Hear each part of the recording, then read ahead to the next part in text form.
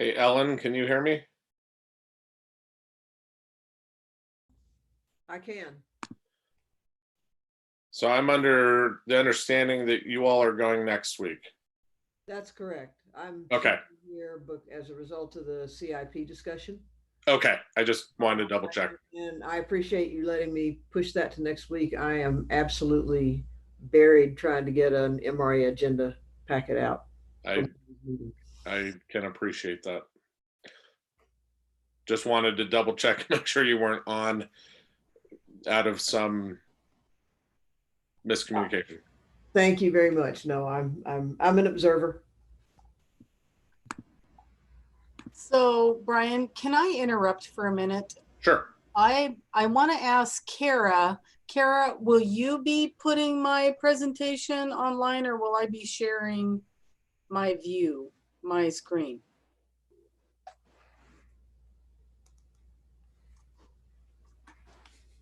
All right, I think I've fixed what I was thinking was a challenge, but will I share mine? You should, Tina, this is Kirsten. I'm sorry. I think maybe Kara had stepped out again. You should be sharing your screen. You just go to the green button down at the lower part of your screen. It says share screen, and then you choose the view of your presentation and share it. So if you take your cursor and kind of wiggle it around towards the bottom of your screen, you'll see a green button that says share screen. Yep, I do have that. And you should have your presentation already open on your desktop, and a box will pop up and you can see the images of everything that's open on your desktop. And you choose the image of your presentation and then you click a share screen button. I do. I just have dual monitor. Are you still there? I have dual monitors. You're sharing with us right now. We can see it. Yep. Yeah, Can your you see PowerPoint my? is up. Oh, my PowerPoint is. Yep. Yeah, your PowerPoint's up and we can see it now. If you go to the top of your screen, there should be an option for you to quit sharing, and you need to remember to do that like now that you know how to do it, and at the end of your presentation. Okay, I just wanted to make sure I was on the correct monitor sharing. Thank you. Yeah, you got it. I appreciate it. Yeah, sorry, I was under the desk plugging some wires, so that's why I didn't respond. That's totally understandable, Kara. Thank you. The Zoom life is wonderful.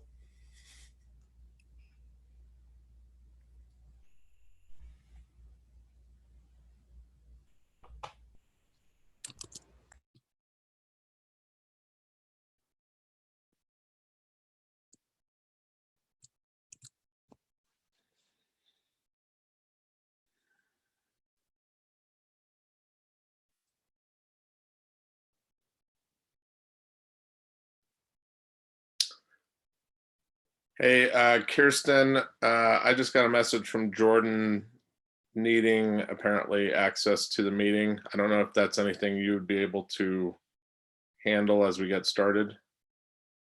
Unfortunately, with the permissions, I had problems getting in. I got in through a back door, so I don't have permissions with this meeting to add him. I will send Marty a text. Okay. You should be able to send him an email that he can get in. Okay. And I'm gonna start us if that's okay with you and Kara. Is it Jordan Hess who needs to be in? Yeah. Okay, I can get him. You can get him in? Yep. Okay, great. Thanks, Kara. I was gonna say I can't text Marty and do roll at the same time.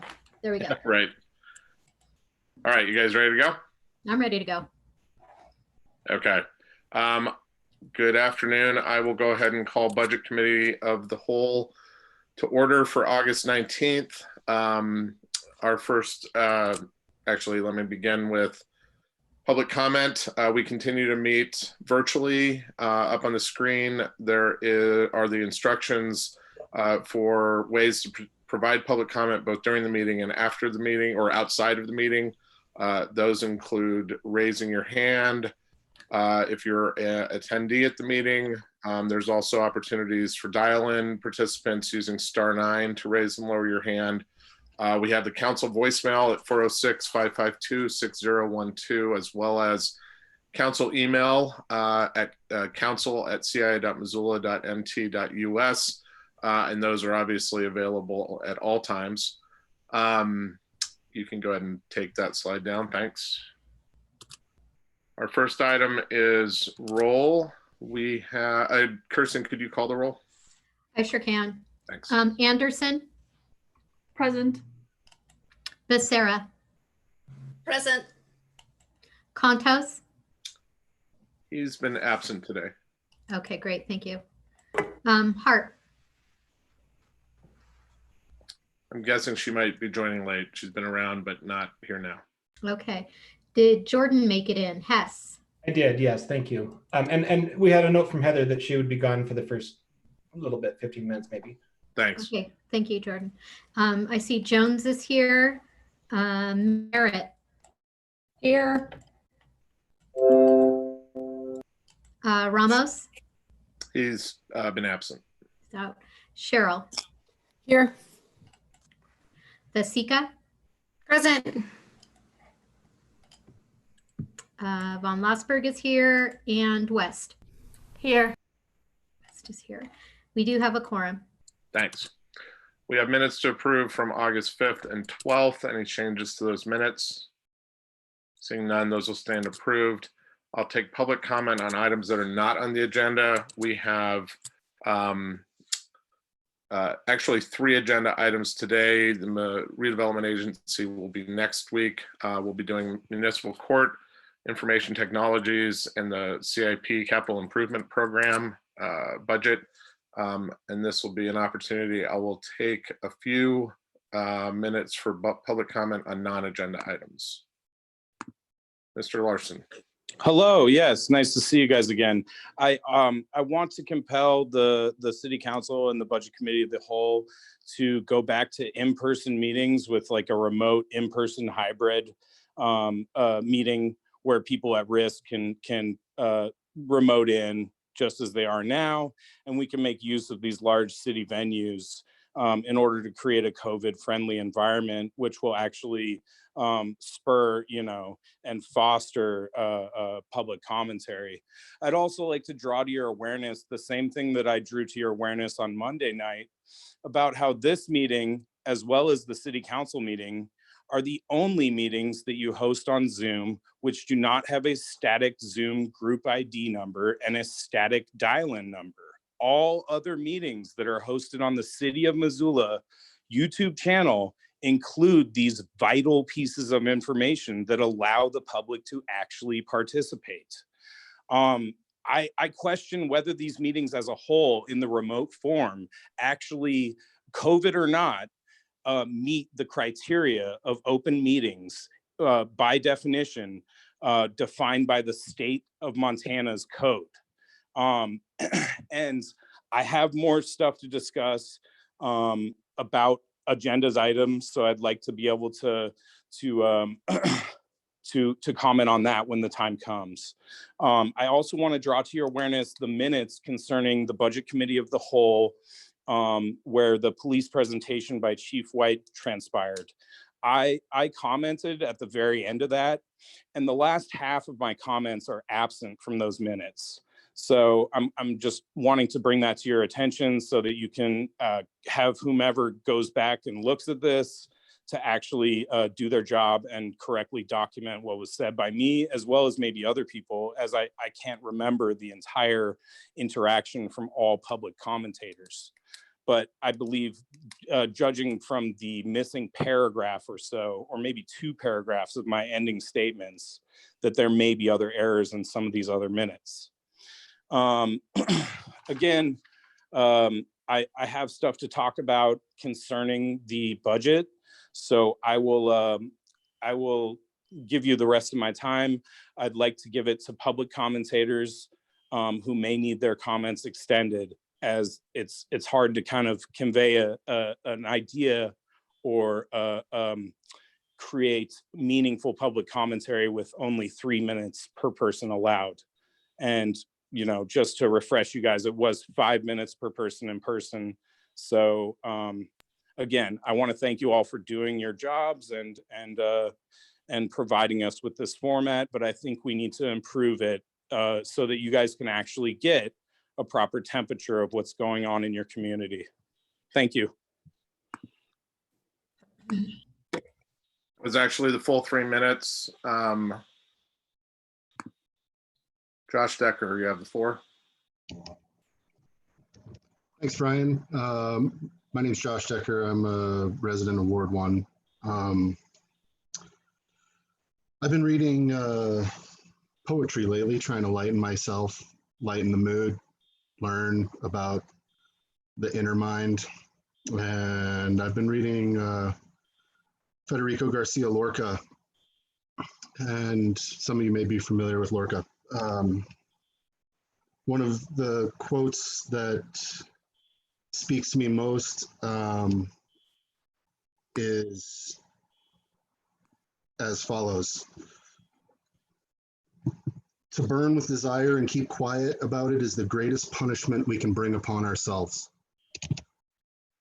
And that quote is prescient for our time, I think, right now. And I think that as decision makers on our city budget, that you guys should consider this quote. You folks should consider this quote and not be afraid to act on your desires as lawmakers and as on those that are presiding over the budgetary proceedings. And it was on this day that Lorca was executed by Spanish nationalists after being forced to dig his own grave. And we're moving in a direction as a society that can be prevented.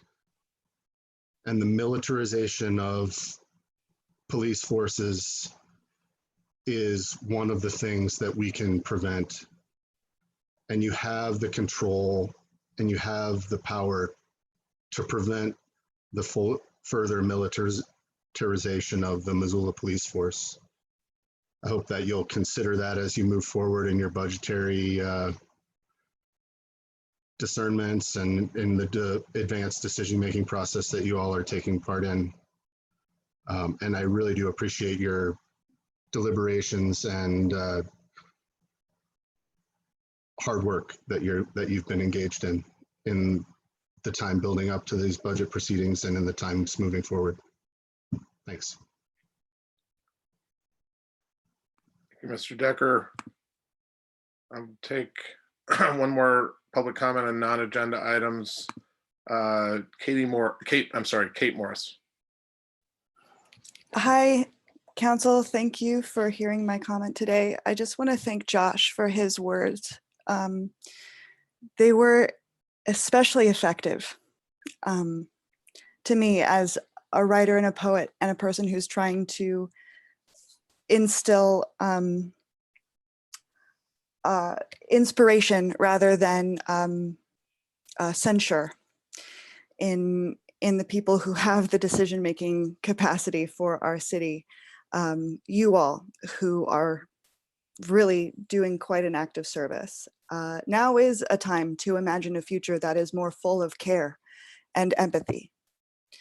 And I think in order to do that, we have to imagine a system that is more aligned with those ideals.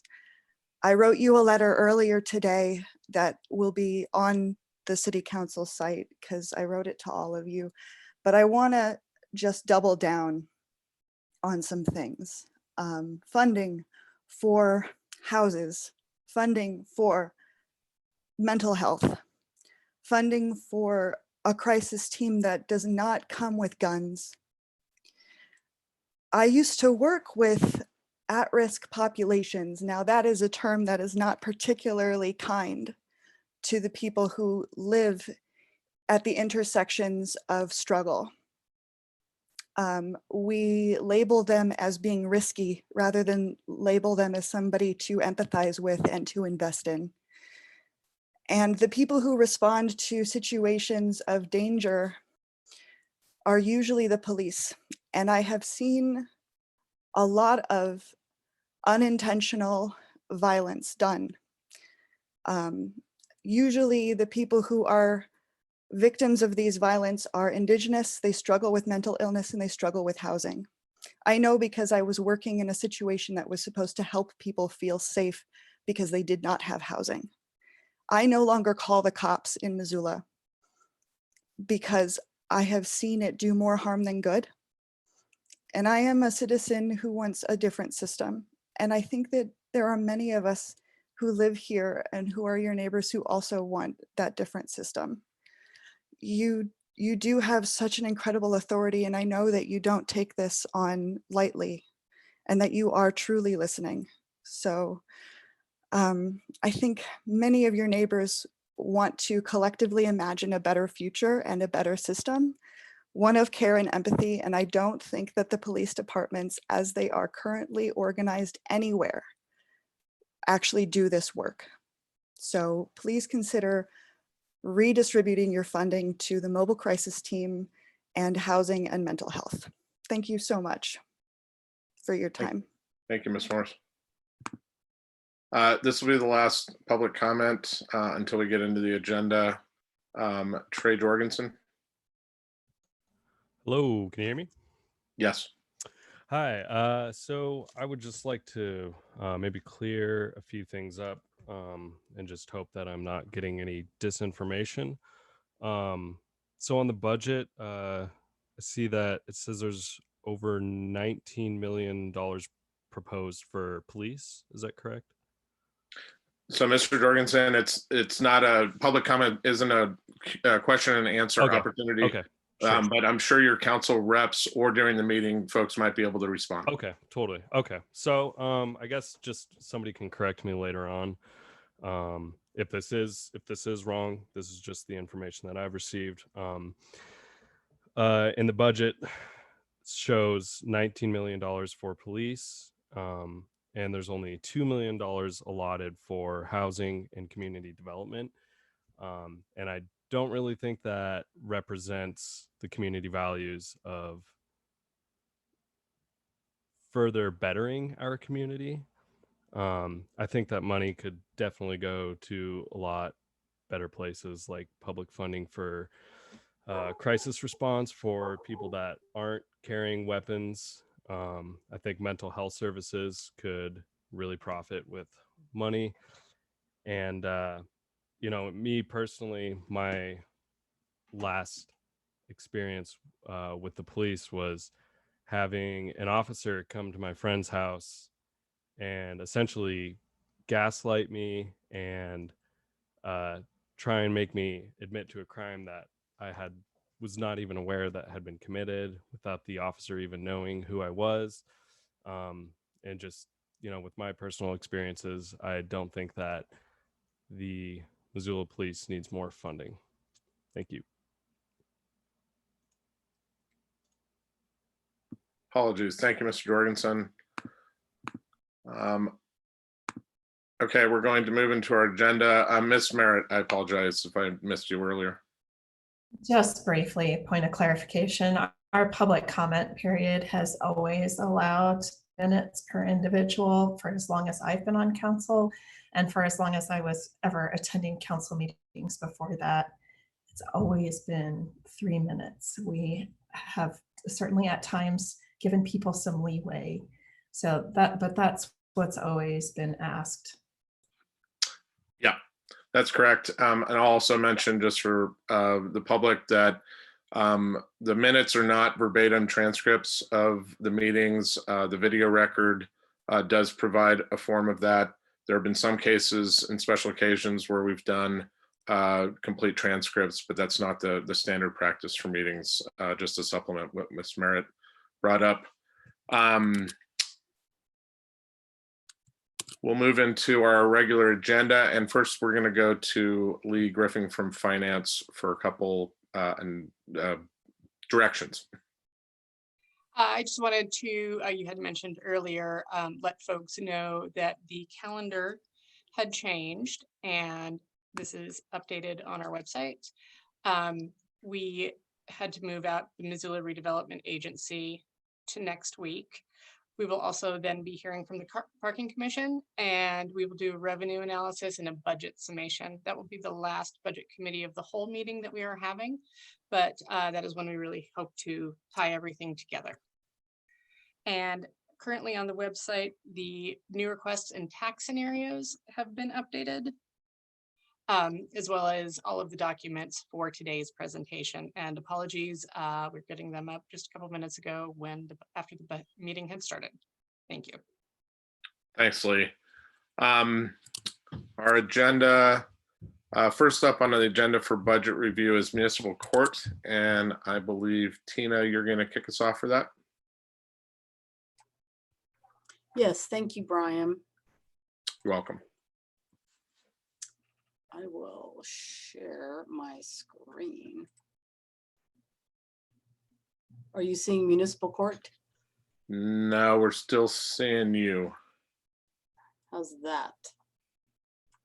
Nope. Let's see. There we go. Okay. Yep.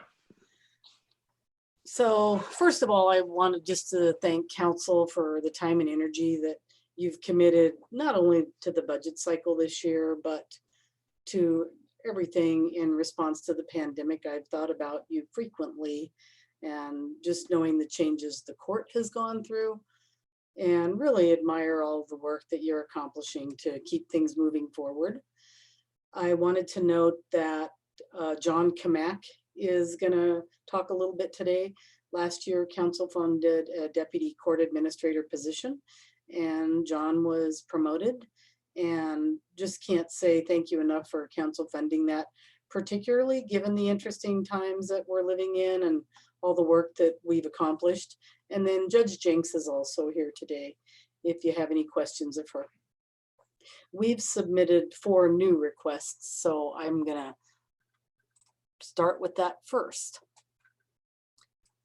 So I'll talk about the first one, our projected baseline increases. Really the notable significant items in that one are, we've requested an increase in postage because we have changed the way we're doing business now that people are not necessarily walking into court or city hall, doing a lot of stuff through mail. I've also requested some money for staff development to gain education and skill sets that we need as the court continues, and really courts nationwide continue to have new resources and technology made available. And that staff development really helps the court be more efficient in our operations. And I've also asked for funding to be used for communication and conflict resolution team building. We have staff with quite a long tenure, a lot of institutional knowledge. We're highly skilled. We're a really strong team of people who historically, due to our workload, we just have not had time to work as a team, either to strategically plan, to refine some team dynamics, or work to improve our communication skills. The database conversion in 2018, it entirely changed the way our business practices and workflows were conducted. And then now more recently with the pandemic, things are just constantly changing. You know, today we have no idea when or even if the court will be returning to past practices. And like most of America, we have experienced some challenges meeting the demands of just a court and as team dynamics. I think it's noteworthy that the court, we have not closed our doors a single day as a result of the pandemic, and that is not true statewide. Judges interpret things differently. By law, courts must remain open. And so that means that a team of very dedicated court city employees have worked every single day providing access to justice in that city. So what I know is that some positive conflict resolution skills in the team can result in better long-term team dynamics and employee retention. So thus that pretty much encompasses our baseline requests. I'm going to hand the presentation over to John now to talk about our second new request. Thanks. Welcome, John. Thanks, Brian. It's nice to officially meet everybody. As Tina mentioned, my name is John Kamak. I'm the Deputy Administrator.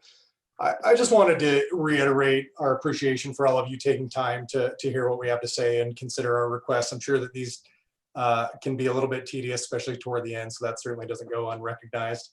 I'll just briefly discuss with you for a few minutes municipal court's need for an additional copier. Recently, municipal court was provided some additional office space located at 416 Ryman, which is the building I'm in now, directly across from City Hall. And this was primarily done in order to accommodate some spatial needs of the court. And though it's been greatly appreciated and widely utilized, it's really created some additional challenges, primarily in court staff securely handling protected and confidential information, having to go between the two buildings in order to utilize the single copier that we do have that's located within the confines of City Hall.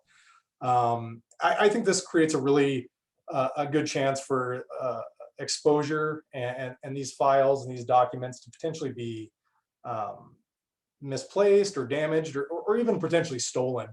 At any given time, municipal court staff routinely are handling confidential documents related to, and certainly not limited to, orders of protection or active warrants, really just a number of files that contain a lot of private information.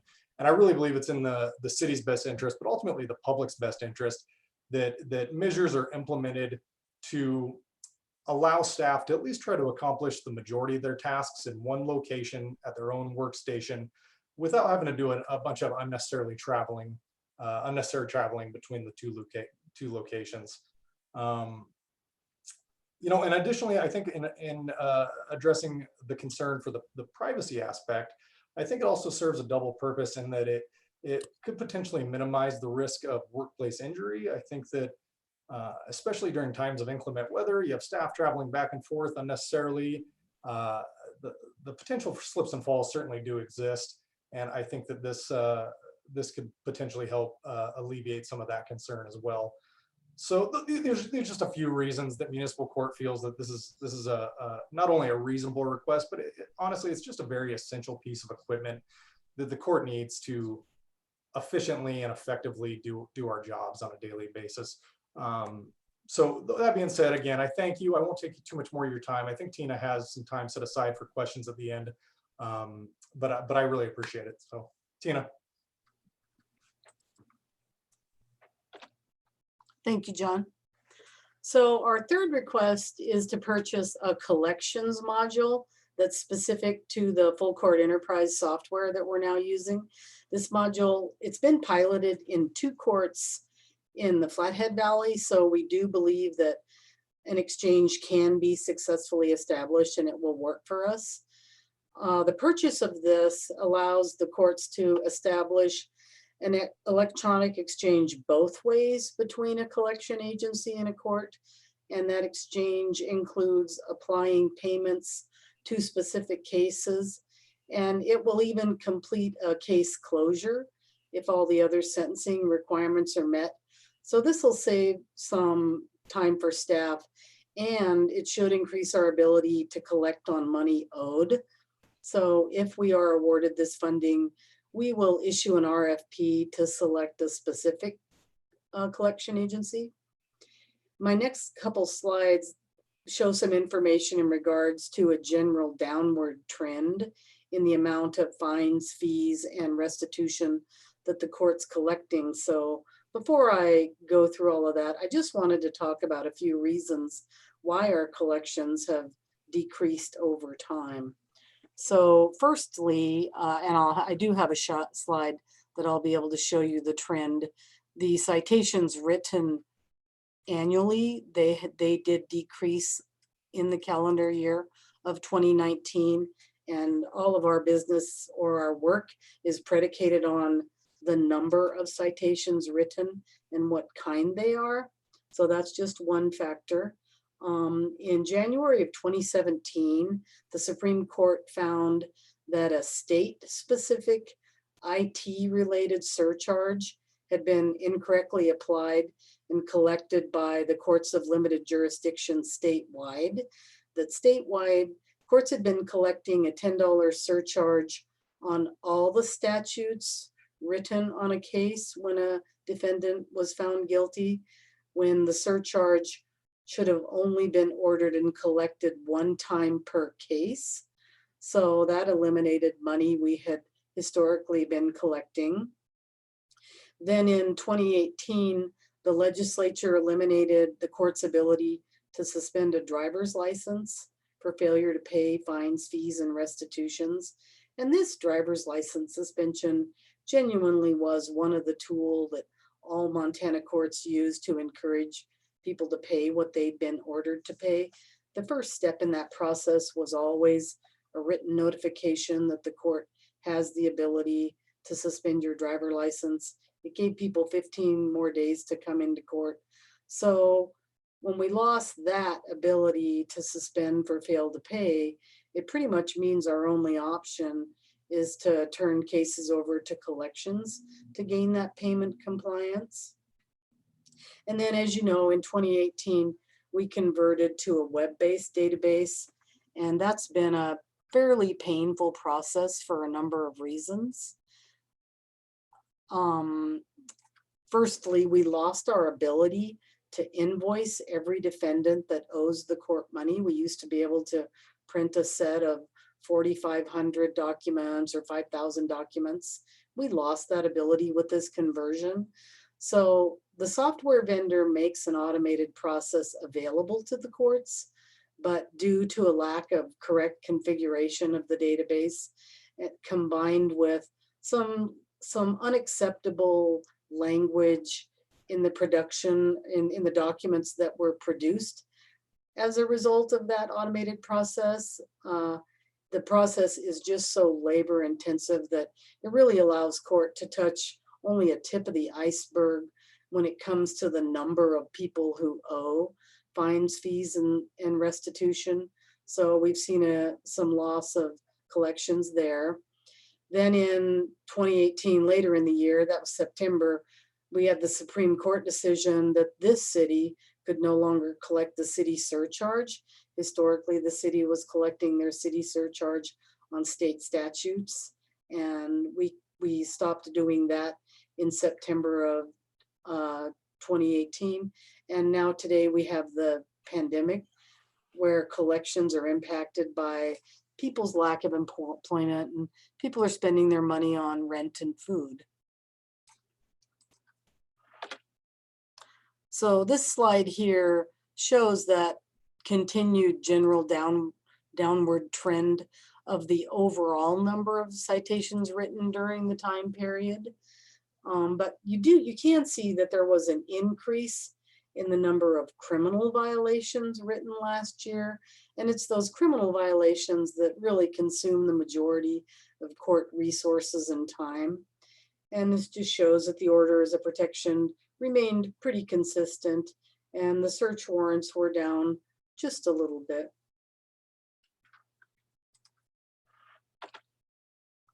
And I pulled just a few court financials. This slide shows the general downward trend in collections. I wanted to pick a very specific time period. So I picked when COVID started to hit. I picked this 4-month period that felt relevant, and you can see that both the receipts are down and the number of payments. The exception to the downward trends are shown in the section related to online payments. When the governor's stay-at-home order went into effect, Judge Jinks made a policy decision, and she started offering a deferred imposition of sentence for defendants who were able to go online. They were able to plead and pay in full online. And that only occurs if the state statute allows the permissions or access online for a person to make a plea, make a payment, and case closure. And you can see that that was quite successful in getting people to resolve their their case because in this court, we practice a case management approach to managing cases that in your court administrator's mind, ideally, I want to close the case the day it opens. Of course, that doesn't happen with criminal cases, but because we knew that this lag introduced because of the stay-at-home orders and physical distancing, we knew that things were going to have the propensity for getting out of control. That was a really great way to approach it. And our case payments and even the number of payments reflect that. And then the last piece of court financials is just the annual receipts, both for fees, fines, and restitution, that all of the factors I've talked about just now are where you can see where we are today.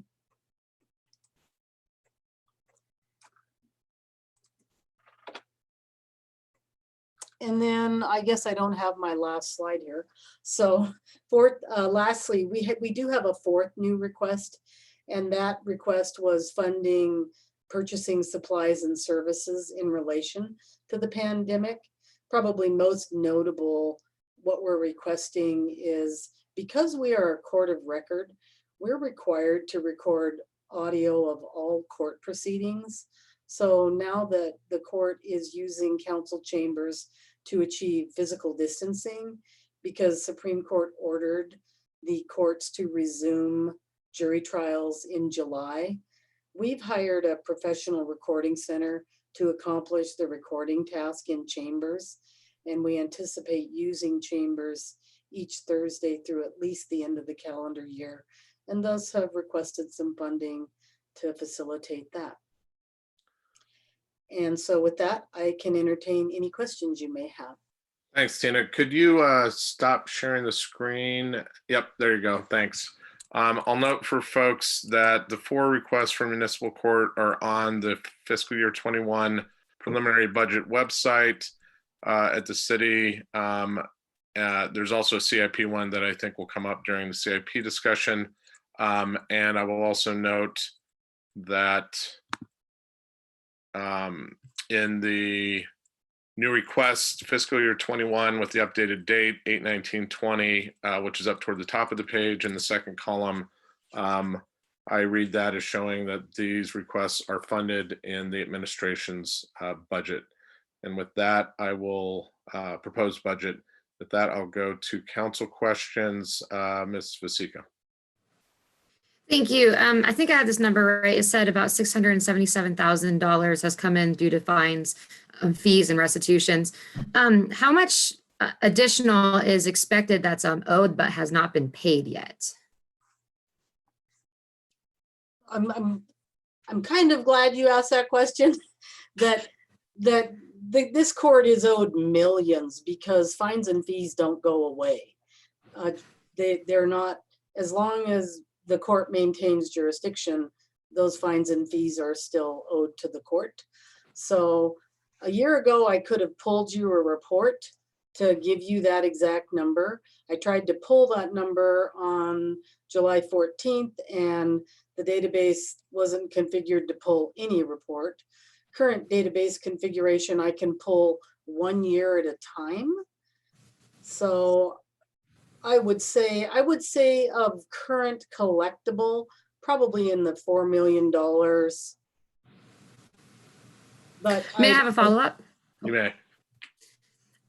I know that you said that the database isn't really handling sending out, I guess, invoices for it very well. Is there another database that you guys have your eyes on, or any other ideas to get some of that back owed money? Well, there is no other database. We use one database here. We use statewide.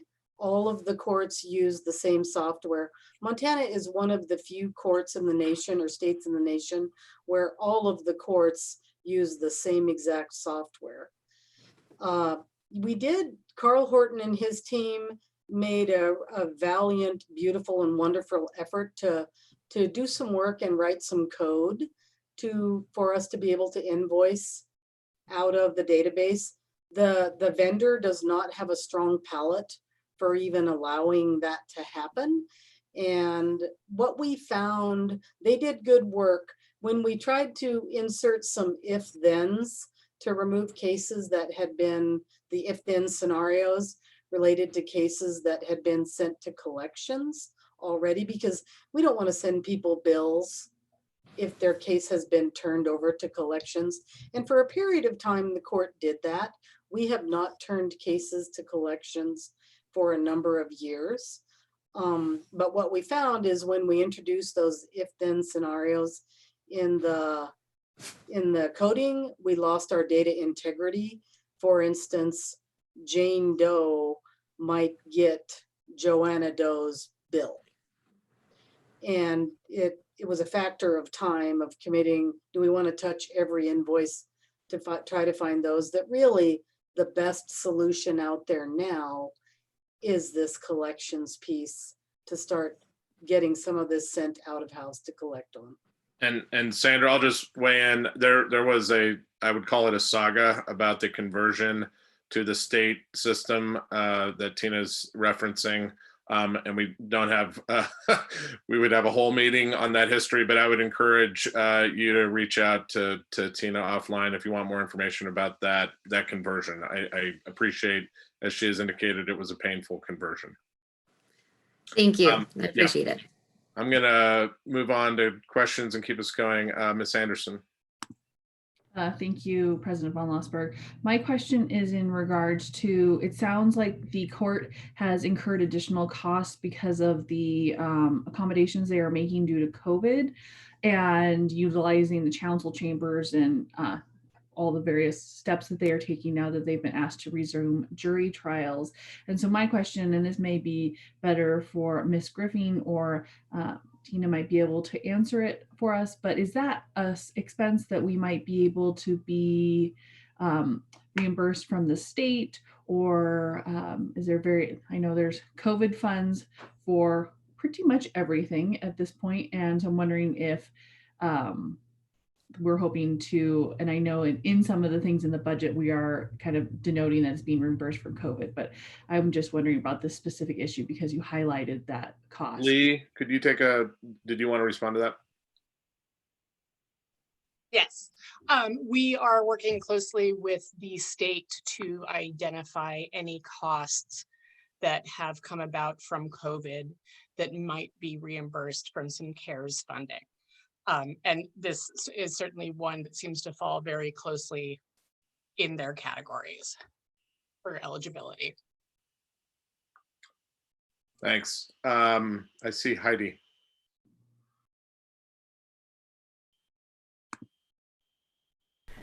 So I have two questions. My first is on those outstanding balances due. Are there additional monetary implications on having extended non-payment of fines?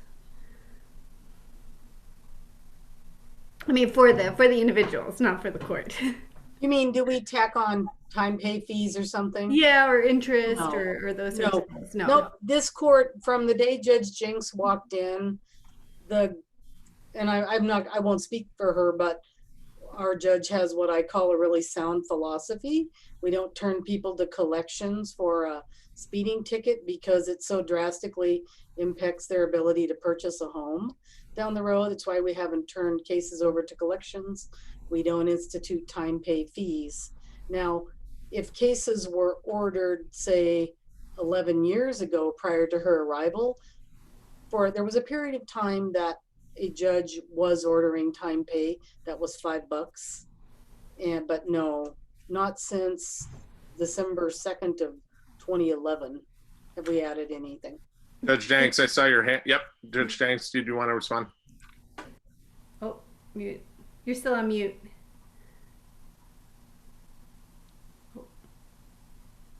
Judge, you're on mute.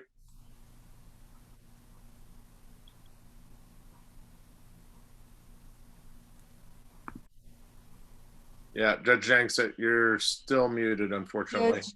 There you go. There we go. Okay. Yeah. All right. So part of the thing with the collections is it's something that we feel that we have to do now that I've never wanted to do. Other advantage of not doing collections for me has always been that it gives me the ability to allow people to do community service, even 10 years after the fact if they need to. And I also like to give people credit when they do things like go to inpatient treatment. We can take credit off of old fines for doing things like that.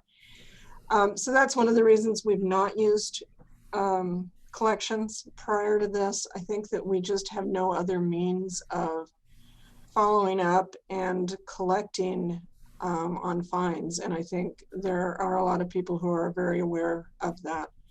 And so we simply don't have any other options other than collections at this point. So it's a little bit of a bitter pill, but I think it's one that we need to swallow. And we're just going to have to go to the collections process in order to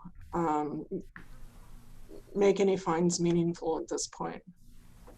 And Heidi, I think you had a second question. Yeah, and I think in part that answer addressed it, but I guess in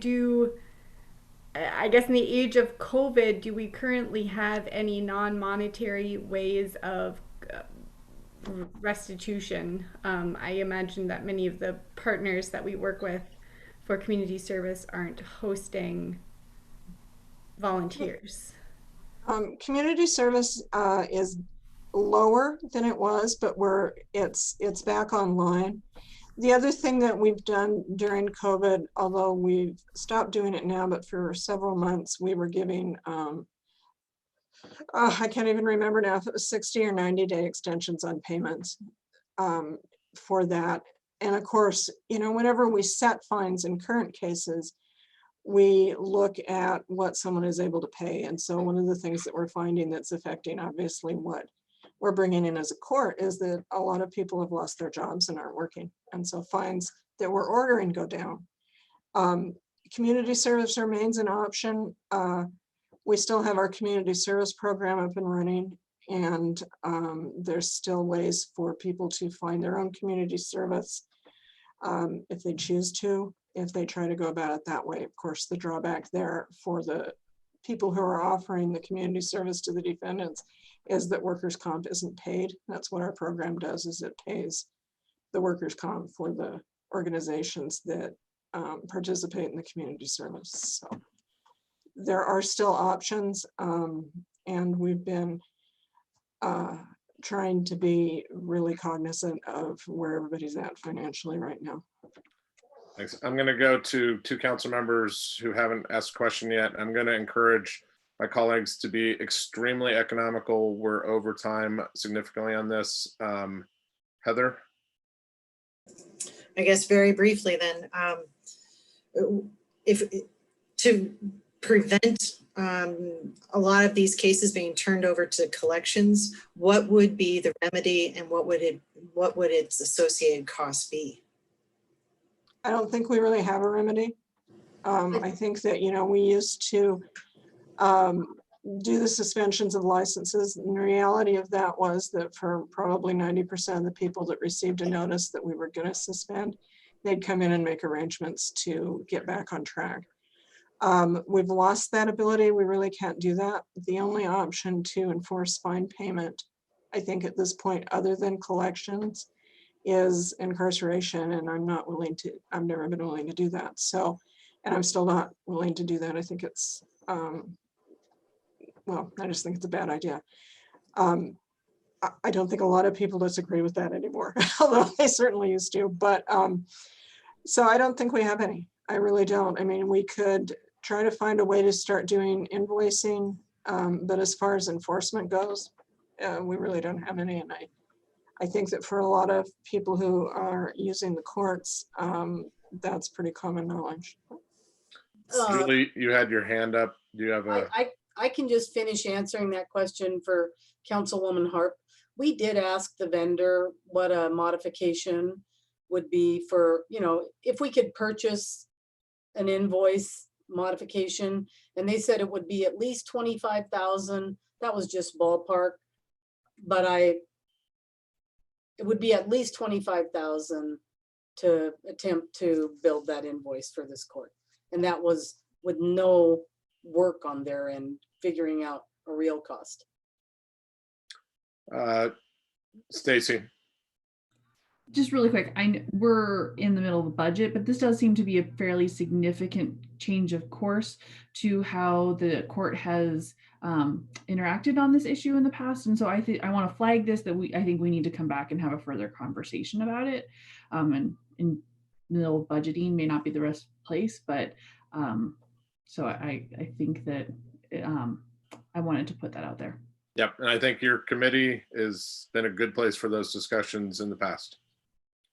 Julie, I want to make sure I didn't miss you. No, okay. I'm not seeing any other committee members' hands up. I'll go to public comment on the municipal court requests. Mr. Larson. Yes, hi, thanks for letting me talk. A simple Google from the Missoulian pulls up an article on April 12th, 2012, which mentions a total uncollected fine amount of $7 million in uncollected fines. So I think it's kind of ridiculous that we don't have another figure, seeing as how we've only created more analytics and more availability to the data.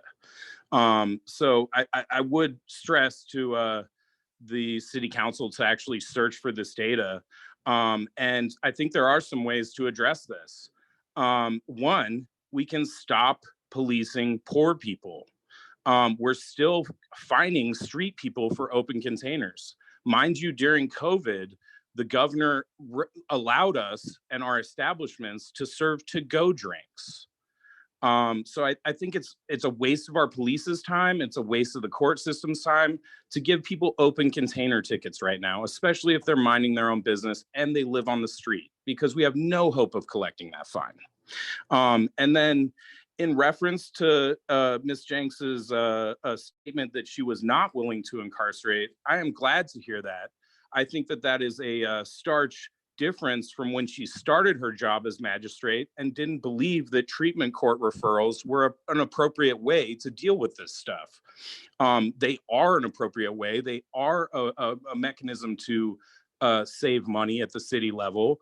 And, you know, to levy that option of incarceration of people who aren't paying the fines, especially in lieu of COVID, is borderline disgusting to me. We need to reevaluate, and I think the community is telling you this as a whole, how we police and how we address these issues. Missoula likes to tout itself as being progressive, open-minded, transparent, and accountable, but I'll comment again later, but if I'm afforded the opportunity, but I don't really see where the rubber is meeting the road here in regards to this. I'm all for you guys getting your copy machine. I'm all for you guys getting what you need to do your jobs.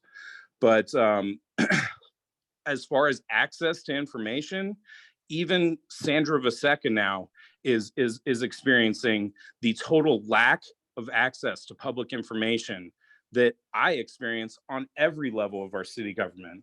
I'm interested in the budget. I've researched it extensively, fiscal year 2020 and 2021. I've specifically asked for documents regarding the court matters with the water acquisition, the water company acquisition.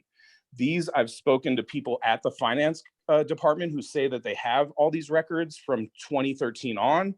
They're all public, but I've hit a brick wall. I've also hit a brick wall at the Missoula Police Department after researching 4 incidences that involve my personal friend group and drastic overreactions. Mr. Larson, that's the end of the 3 minutes, and we're straying off of municipal court items. So thank you for your public comment. All right, I'd like to comment. Any last comments, Tina or Judge Jenks? I mean, I'll just state, I feel that I just need to state that I don't believe everything that's in the Missoulian headlines. I've never incarcerated for failure to pay. That's just never been something that's happened. The treatment court issues were entirely separate. I believed that the way the treatment court was run at that time was a violation of people's rights. And so that's why we stopped doing it. But it's never been this court's policy or my court's policy to incarcerate for non-payment of fines. Thank you. Brian, I would just say one last thing. Okay. I just wanted counselors to understand that in terms of community service, a person can only do community service for fines. Fees are not something that by law that a person can do community service for, nor is restitution. And those are the people that I think about in the lack of payment, is the victims who have been awarded restitution and they never see any of their money, whether it's to get their jaw fixed, to purchase the car that was totaled. That it's one of the reasons we're looking at some of the options today to improve our collections. Thank you. Thank you, Judge Jenks, Tina, and John. We're past time, so we're going to move on to our next item. Thanks for your information. We're going to move to information technologies. I'm guessing, Carl, that is you. That is me. Let me share my screen here so we can go through this.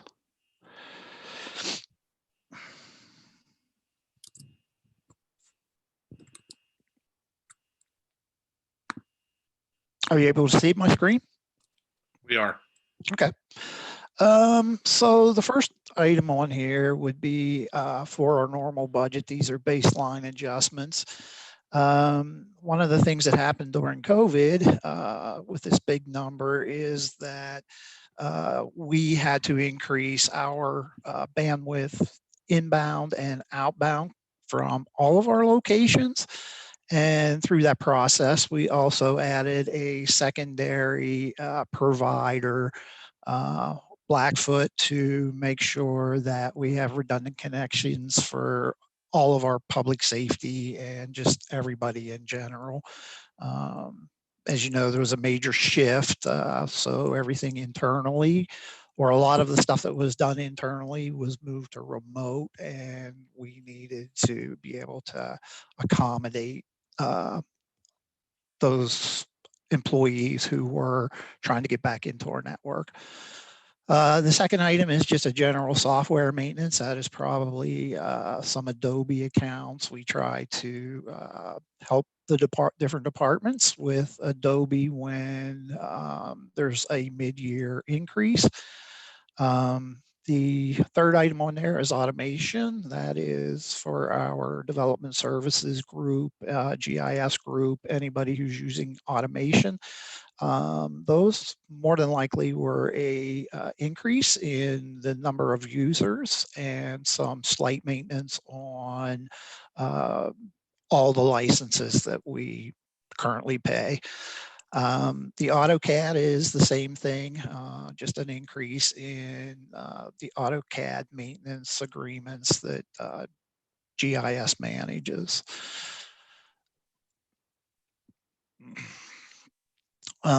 So the other request that is on here is from our GIS department. One of the things that Lee had when she came on board was that all of our AVL units that are out in the field are from different vendors, which makes it really just it's not an effective way to do this. So she is working to bring those contracts all into one location so that it can be managed. I think currently what is happening is streets would get their own AVL, parks, you know, different locations all had different systems. So we're trying to get that all into one enterprise application. I don't have a lot of other information. If we need, we could probably get that from Lee on this, but there is transfers. You can see these are amounts that the different departments are paying. So we would bring that all into one enterprise agreement. The third thing on here is a new request. We are trying to get another help desk technician based on our numbers of help desk incidents and changes and all the stuff that we do, we've basically increased our monthly incident count by 50%. We're getting a lot of stuff from people at home, you know, so we do have some doubling up of people who are working from home and want to be able to do certain things. So they come to work and, you know, their machines need moved or whatever we are doing. So we've been asking for this for several years. By count, we really should have 8 technicians, and this would make the 4th one. I think they do an excellent job, but you know, our customers are everybody who works within the city, and we need to be able to provide you know, service to those folks. So as you can see here, the need for this is when we get into the CIP, we believe we have CARES funding that will help us get some of these security things taken care of, and some of the remote users and these applications that we're trying to move online to better serve the folks who are going to be in this model of this hybrid model of where we are working remotely sometimes we're in the office. So there are some really big things that we need to accomplish.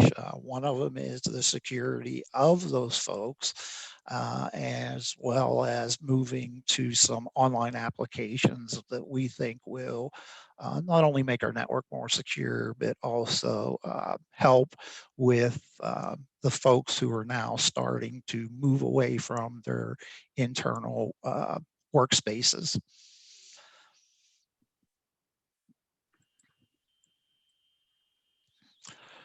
Hold on.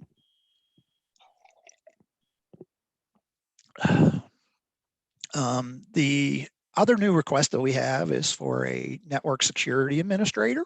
Currently, we do that all in-house. My 2 network administrators and myself are responsible for making sure that the entire network is secure.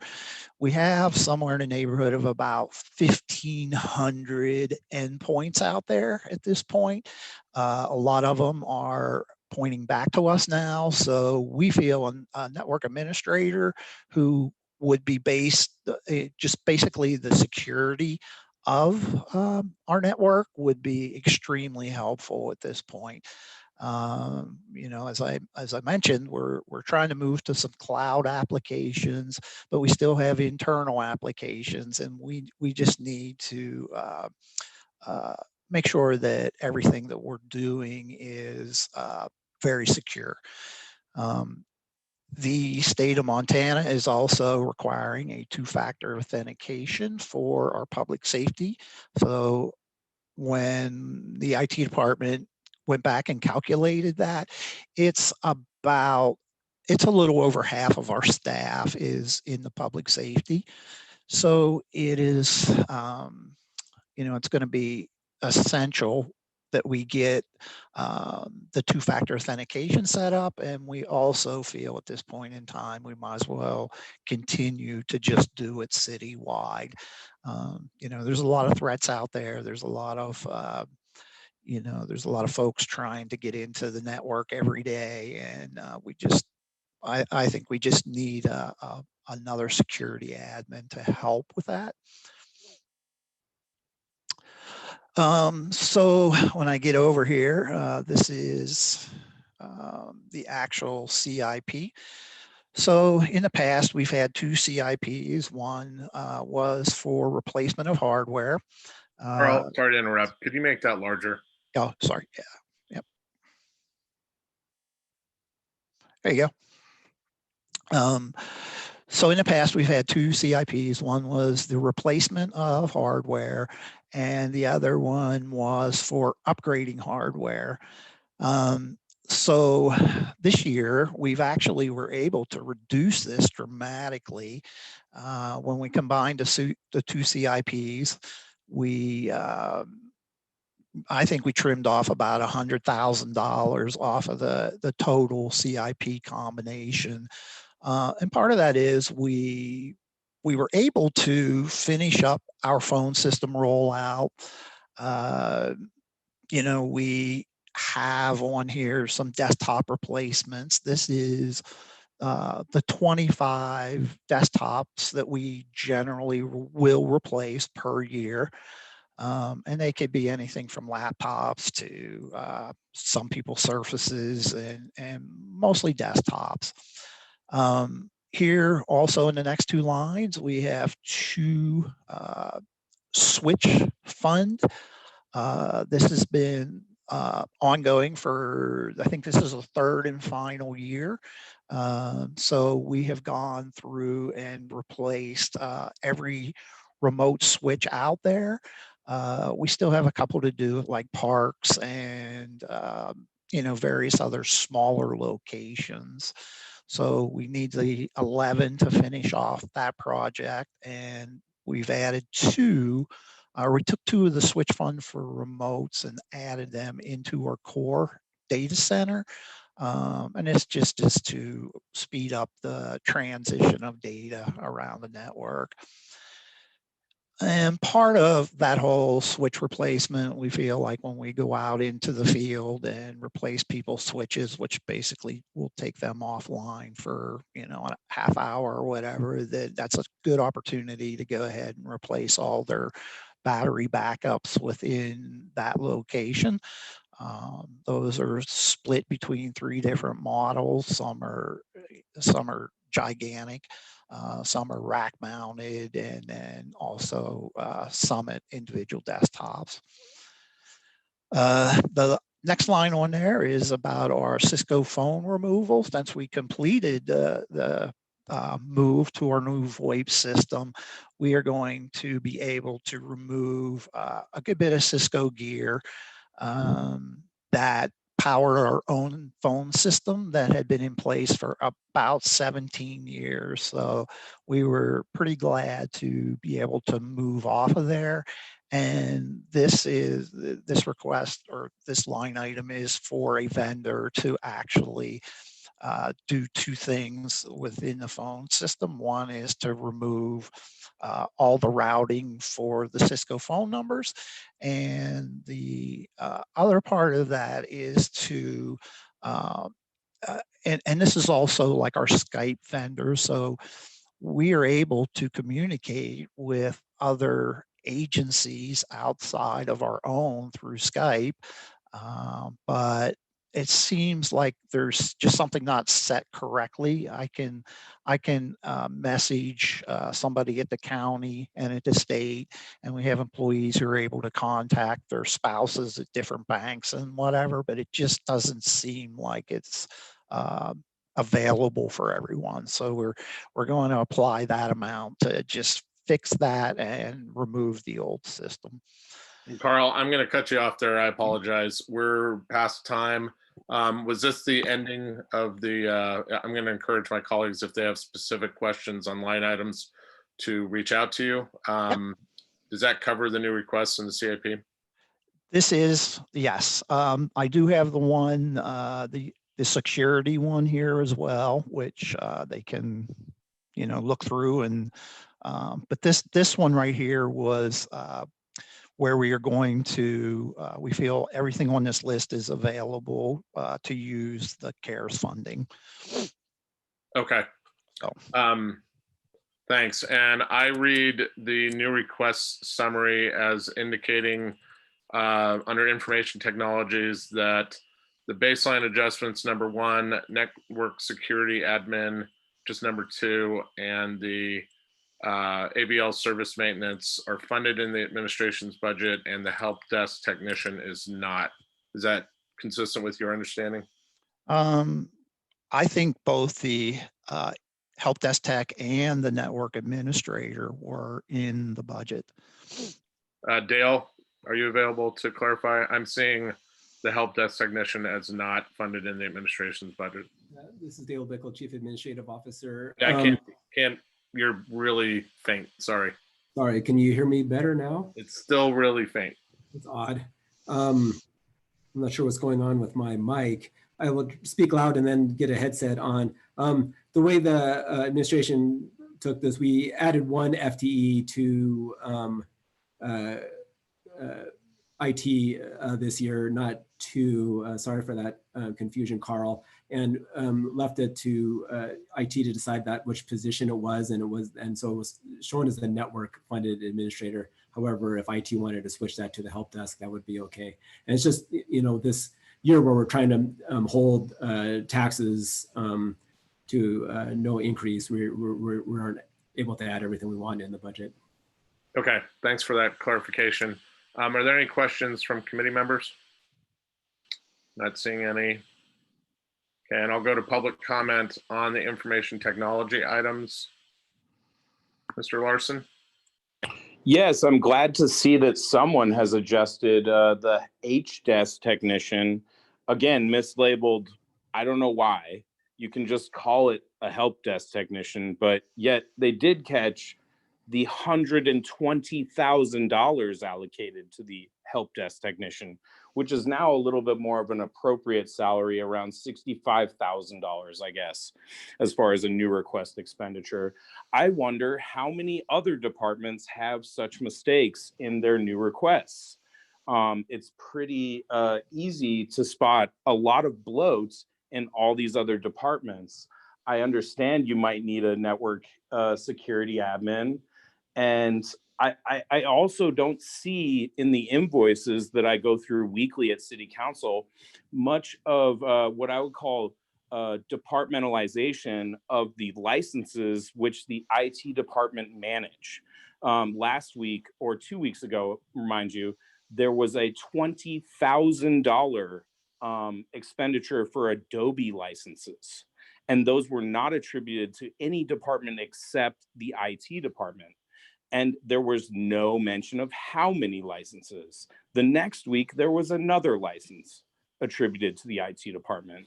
So I guess I want to be clear how the financing and how the budget works.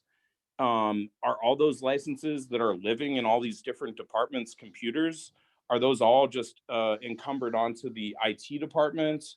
Or how does that work? And how are we as the public, or you as city council people, supposed to discern through this information if it's not properly attributed to the proper departments? So yeah, I want to speak to the general subject of the budget right now as well. Again, I've requested the costs from Mr. Brian Larson, this is an No, opportunity don't for stop me. This comment has on to the do, information technology items we've had. this has to do with the budget as a whole. That's not. Please, no. You have plenty of opportunity to provide that comment, and you've used that every week, and I encourage you to continue doing it. This is on the information technology requests. Reply to my email asking for the costs with the court case for the water. Thank you, Mr. Larson. I can speak to that real quick if you want. Sure, Carl. Okay, so what Mr. Larson, what the IT department has done is we handle all the licensing for our Microsoft, for Adobe. What happens is we need to consolidate that all into a one account, or we would not be able to manage the license agreements that we have. I think the city IT department does a really good job in keeping us in compliance. And when we even look at the Zoom licensing, that stuff all can get billed in the back end to these various departments. But when you see that item coming out of the IT budget, that is a consolidation of all these accounts that we do. And the other thing, real quick, to your earlier point on the rooms and being able to participate, we are diligently working to have 4 conference rooms up and available for the public to come in and watch a Zoom meeting and be able to comment. So I just wanted to throw that out there to you that is, we've already ordered the equipment. It's just a matter now of getting it here and getting the stuff installed. Okay, thanks, Carl. We're going to move on to our last item, which is CIP. Apologize for running behind. Thanks for stopping sharing your screen. Aaron, or are you kicking off CIP? Yeah, sure. Unless Jeremy has anything to say, but I think Ben and I can dive right into it and go through. We have a quick presentation to run through, kind of sort of culminating all of the work that we've done, and we'll sort of tag team this and then be able to answer any questions. So, Jeremy, did you have anything to add before we kick it off? No, go right ahead, Aaron. All right, so I'm going to quickly turn this over to Ben to get us started, but hopefully there are no surprises in this CIP. We've been talking about this and presenting it for a couple of months now, and so this is really the culmination of looking at what funding we have available and the projects that we ran through our prioritization process, and is really the implementation side of that. So we're going to do some quick background pieces on the presentation and then dive into what the CIP is actually funding. So Ben, do you want to take it over from here? Sure. As you can maybe see, I have a helper in my background here. So Aaron is prepared to take over if I need to run out. But we're going to go through just a quick rehash of the project list development, look at some of the previously approved and ongoing projects we have, the new funding requests, and then we're going to show our revenue projections, and then talk about the program categories that we're bringing forward. I believe there's 4 separate CIPs that each encompass a handful of projects. Aaron, you mind going on? So again, we developed a new project list that is trying to implement the City of Missoula's integrated planning framework to make intentional investment and really target implementation of our limited resources on people-focused outcomes, and then it kind of recycles into the planning process. So this is a model that really is one that I think we've been following in transportation for quite a while, and it's really been enjoyable process to kind of bring it to the city budgeting process. So the new project list that we have, it combines transportation projects into one list, and it identified project types and scopes and intended outcomes and provided enough description to evaluate benefits and costs. We gathered comprehensive background information to score the projects, and then we scored the projects based on our goals and objectives with extra weight on safety and equity per council feedback. And the whole purpose of this new project is to be more transparent and more responsive to better align our CIP requests with our planning goals and outcomes. Hey Ben, why don't you? That takes priority. Your child. Would you like Aaron to take over? Yeah, I'll jump in. So through that prioritization process, we went through and we scored and we ranked all of these projects, and we came up with a list. And just to give you an idea of the projects that scored the highest, we wanted to list the top 10 that came out of that. So that includes this West Side area mobility project that's looking at sidewalks and bike lanes and other infrastructure improvements, including accessibility in the West Side area around the hospital and the residential neighborhoods. Higgins Avenue in the section from Brooks to Broadway scored very high, and that's something that we'll talk a little bit about and has been in the news a lot. We also had California Street between River Road and South 3rd. Our Kent Central Greenway was a high scoring project. So that is that neighborhood greenways that are providing the low volume, low stress streets for biking and pedestrian access. Burton Street Greenway is another high scoring project. around the north of the river. And then Broadway Cooper intersection on, there's also scored very high. And then Eaton Street sidewalks, South Avenue, reconstruction west of Reserve Street, the build grant, and then a Turner Warden North Fifth sort of combined sidewalk and greenway project. So these are all the projects that scored the highest. There's definitely some geographic diversity here, but really trying to address needs that help us meet our goals and outcomes.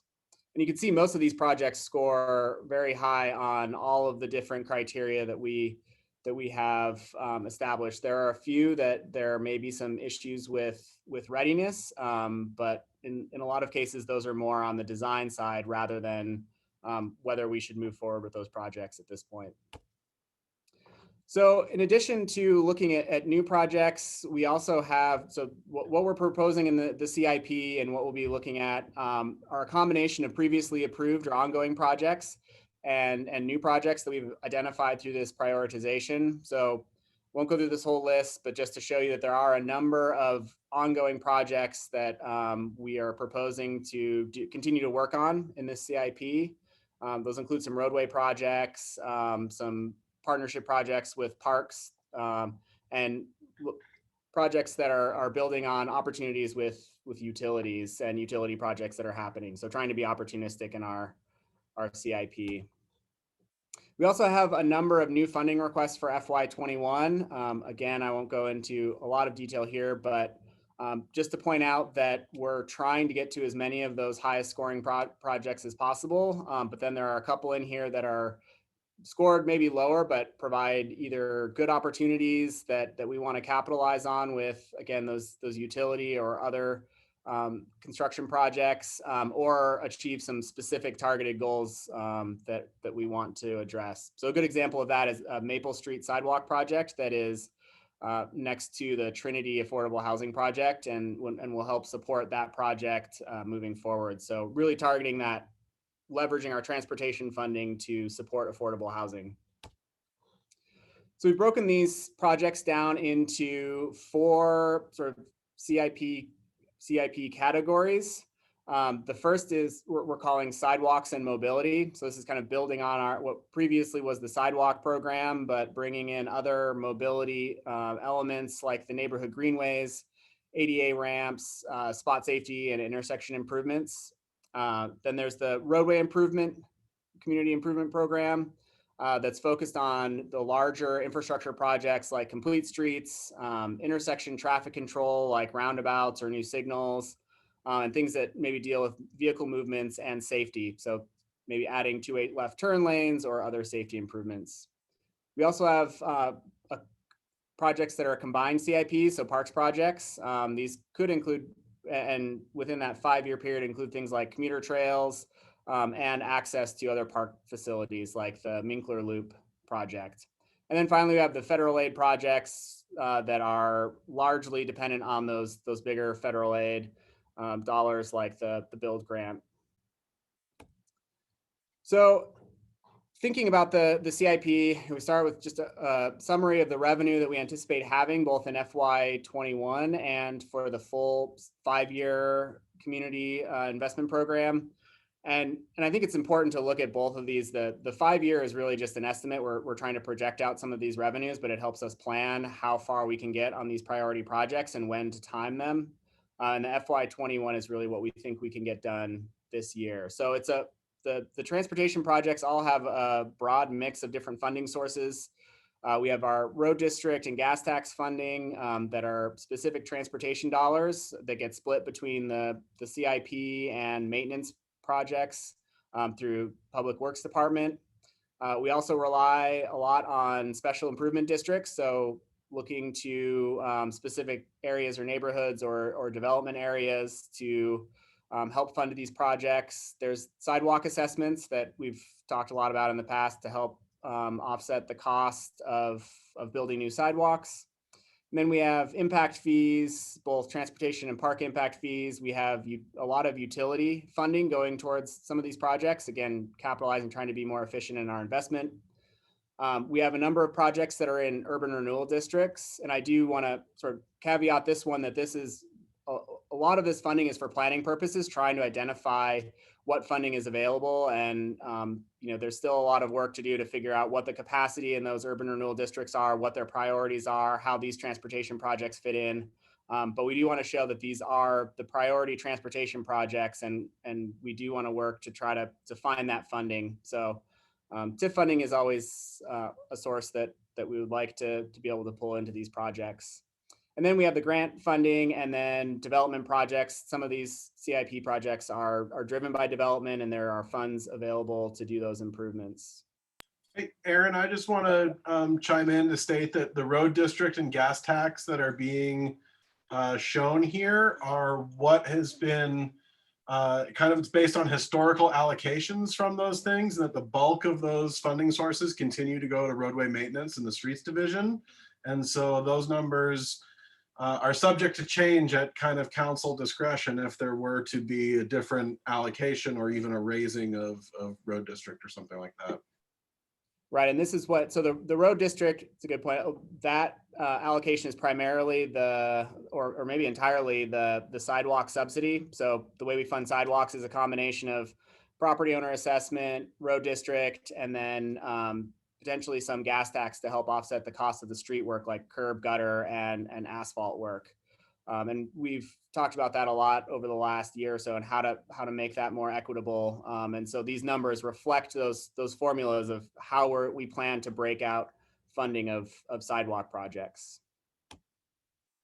So within the sidewalk and mobility program for FY21, there's a number of new projects.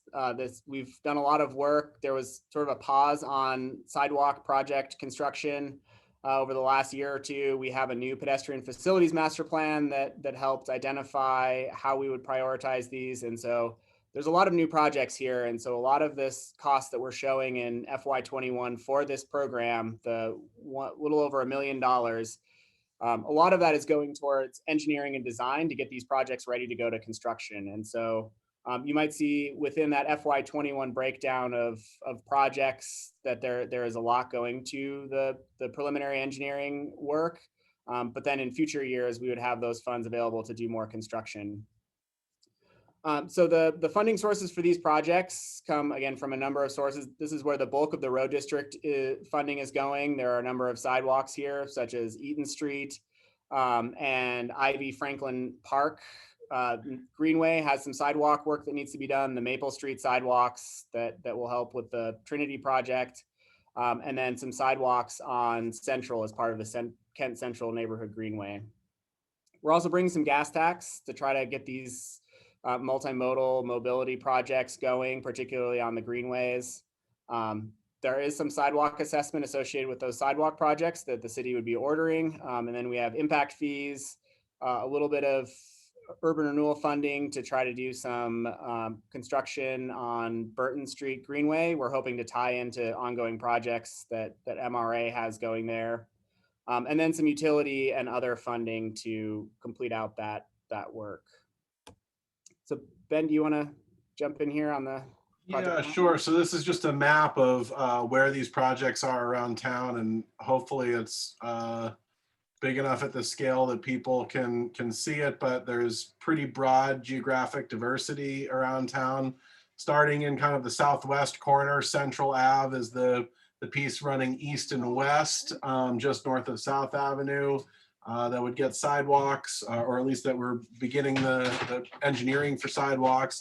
And then Eaton Street is the north-south in that neighborhood, and that's a transit route and has pretty high volumes of motor vehicles and no pedestrian space. And there's been recent infill projects, including a large TED development at the corner of Spurgeon and Eaton.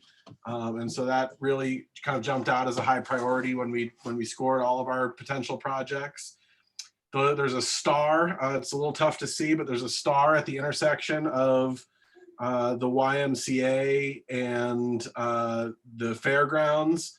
And that would be improving the crossing of Russell Street, where the new trail through the fairgrounds comes out, and it would kind of better serve the bus stops in those locations. And so it really helps provide access to opportunity resources, the YMCA, Russell Elementary, and the fairgrounds and some of the other commercial destinations on the west side of Russell.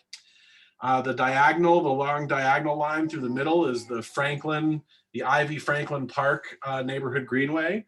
And so this kind of first phase would look at completing the sidewalks on Ivy and Franklin to try and build on some of the quick response traffic calming we implemented recently on Franklin.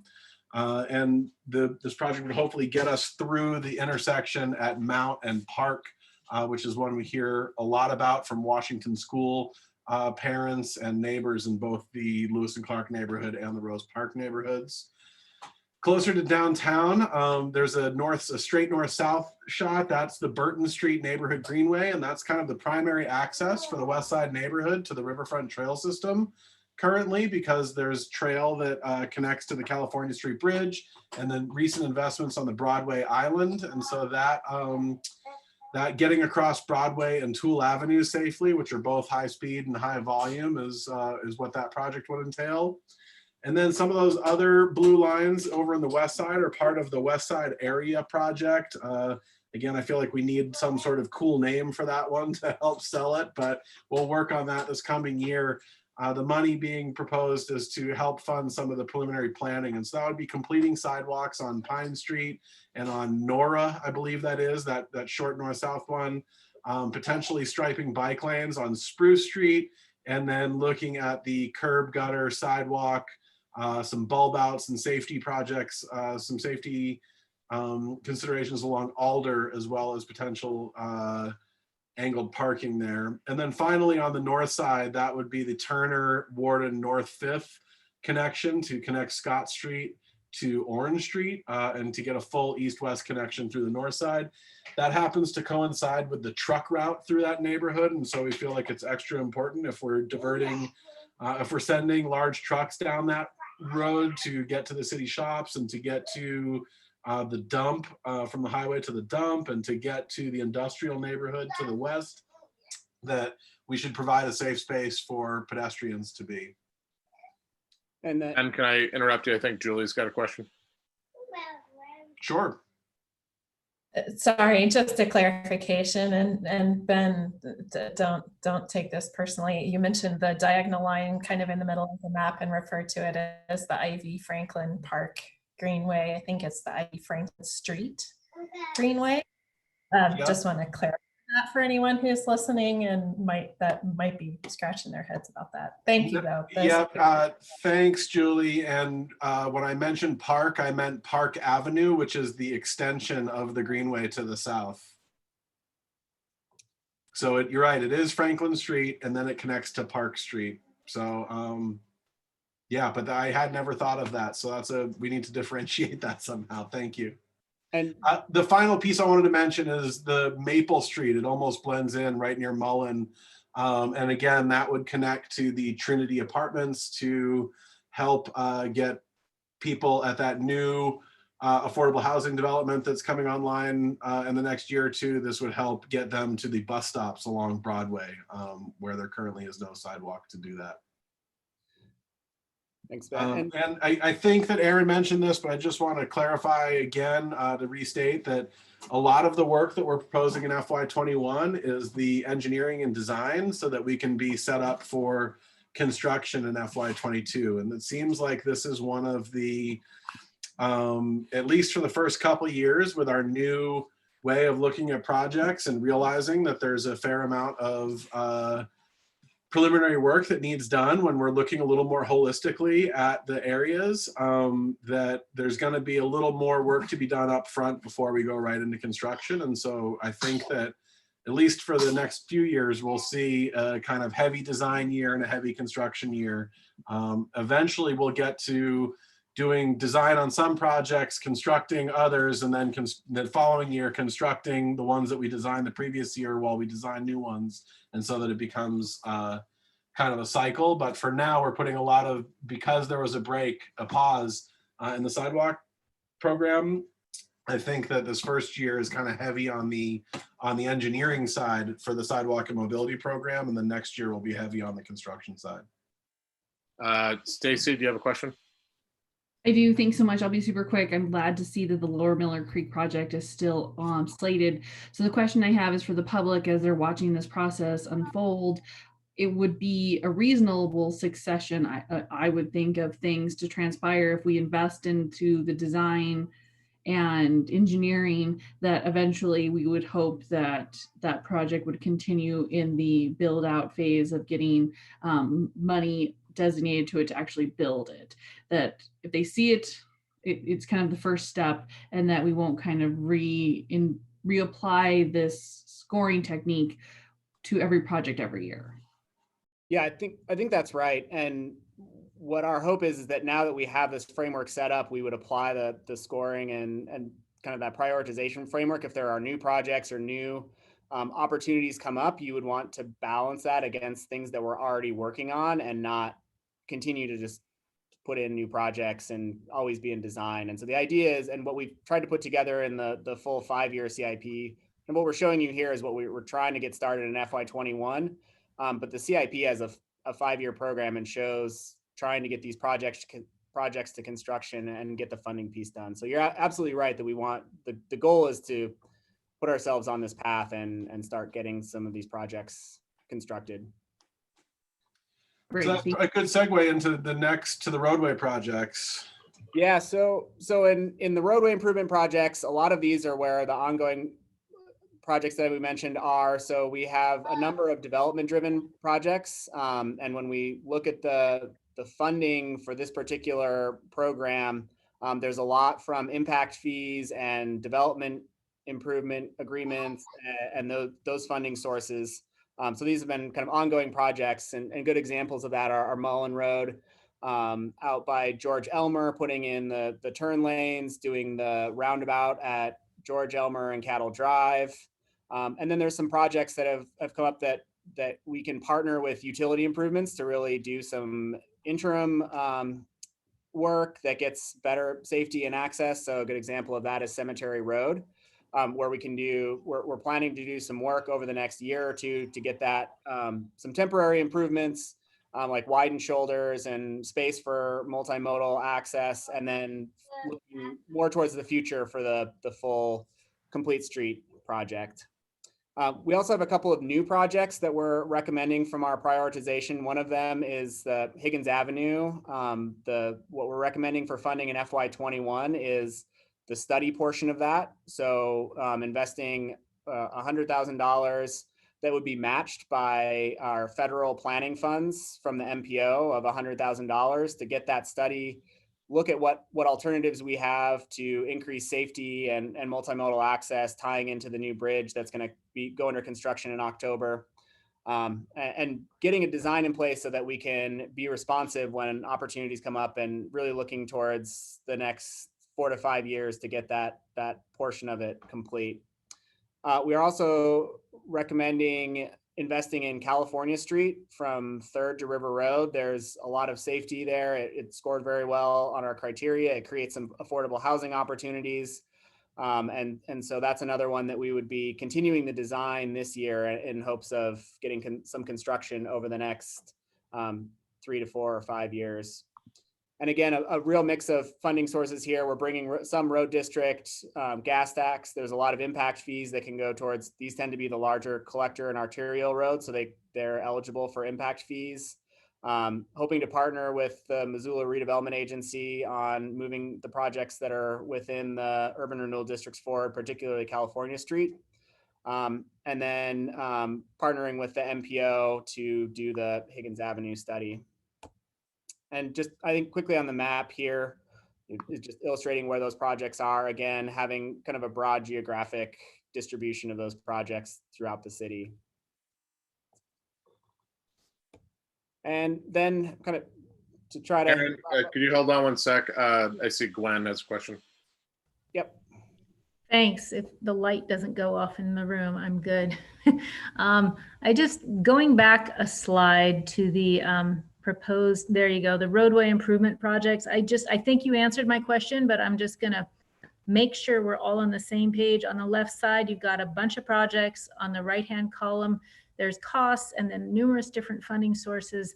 it looks like everything that you have listed on the left, you are recommending for funding. It's not like we're going to take 5 out of 10, but because I guess my priority is, I think the Higgins Avenue we've just got to elevate that. We've been working on it for decades. I've been working on it for 4.5 years on council, and you know, we had a horrible accident about a month ago. So can you just clarify that if it's on this list, unless it is voted off in budget, it's getting funded?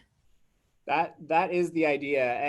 And much like with the sidewalk and mobility programs, we're not constructing all of these projects in FY21. A number of these, you know, there's still funding that we have to make sure we'll have available in out years to get it done. Some of them are going to rely on impact fees that we collect over the next year or two.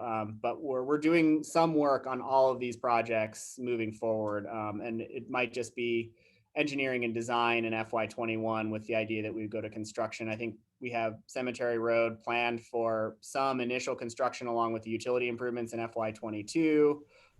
Higgins Avenue, that is just the study portion now to figure out what it is we're actually going to do. And then hopefully there will be some short-term interim solutions and then maybe a longer-term, more expensive piece that we'll have to pull the funding together for. So, yep. That helps. Thank you. Yeah, Gwen, I also just want to echo that the previous presentation that we gave 3 weeks ago, I believe, at committee, where that showed the list of 78 projects. Those are all worthy projects that we considered for putting forward for the CIP. And so that scoring, the ranking and scoring helped determine how we would put together projects now that we're proposing to fund. And so we looked at the revenue pieces and those top scoring projects and found a way to fund all of them, or at least everything that you're seeing in this presentation, we're putting forward for funding. Thank you. I appreciate it. And I understand Higgins, this is just an initial step to get the funding to do a study to start figuring out what the options and plan are. But thanks. I think you guys clarified it, and I'm sitting in the dark again. Very good. Mirta? My question is also about the Higgins Avenue study. Do we know how much that study would cost? I don't think we do. I think $200,000 should get us what we need. It feels like it's in the ballpark, but until we develop that scope of work and put out an RFP, I think we won't know for sure, but it feels like it's in the right ballpark to get what we need. Okay, thank you. And if that sounds like a high number, I mean, it needs to look at traffic operations, multimodal operations, business impacts, parking impacts, neighborhood circulation, partnering with MDT, the downtown associate. There's a lot of moving parts there, and so that would add to the complexity of a study. Just a quick follow-up, Brian. It actually doesn't seem that high. I was asking because I thought if it needs to be higher, do we have PL funds to supplement, or is the 100,000 a set amount as a match? So we don't have to get into that right now, but my point was that no, I don't think it's high, knowing how much these studies can actually involve and the cost associated. But I think it's something that we need to see through in order to leverage some more investment in that area and some much needed safety concerns that have to be addressed. So I'm fully supportive of it being on the CIP right now. Great. Well, moving on quickly, there's not much to say for FY21 about Parks combined CIP projects, other than Minkler Loop is an ongoing project that will be moving forward. In FY21, there are no transportation funds going towards it, but I did want to note it that there is some grant funding and that there will be construction planned for FY22 that will include some transportation funding and is reflected in our 5-year CIP plan. For federal aid projects, again, this has been in the news a lot. I don't know that shouldn't be too much of a surprise, but we have the build grant that the city is a partner on, and part of the CIP is the local match for that project. which is coming primarily from impact fees and utility fees. So this, I suppose, is another kind of combined CIP project, but we'll be continuing on for 3 or 4 years as we go into design and construction over the next several years. So just to kind of wrap this up in a summary of what we're recommending for funding within the sidewalk and mobility program for FY21, about $1,115,000 over the full 5-year CIP. We'd be recommending a little over $7 million. The roadway improvement program is about $1.4 million in FY21, but over 19 million in the full 5-year CIP. And then for parks projects, looking to invest more over that full 5 years in trying to identify some projects on the primary commuter trails and investing in those as transportation facilities. And then the federal aid projects, again, that's largely the build grant that at the end of the 5-year CIP, we anticipate that being a $38 million project, assuming all of the funding for both phases comes through. So that is our recommendation on the CIP. There's a lot more detail on the specific years and funding sources for each of those projects in the CIP forms. And I think those got posted on the website, and it includes all 3 of the transportation programs, the sidewalk and mobility, roadway, and federal aid. And then we do have those parks combined CIPs for projects that will be leveraging both transportation and parks funding to get those completed. So that is our presentation on the transportation CIPs, and I think we're happy to answer any questions or. Thanks, Aaron and Ben. I'm going to take a public comment from someone who has not had an opportunity yet, who's been patiently waiting. Jessica Tuberty, did you want to provide public comment? That would be great. I'm here as a representative from the Bike Pedestrian Board, Sure. and I'm here to read a statement of our recommendations. So if you're ready, I'll read the statement. Hi, everybody. Okay.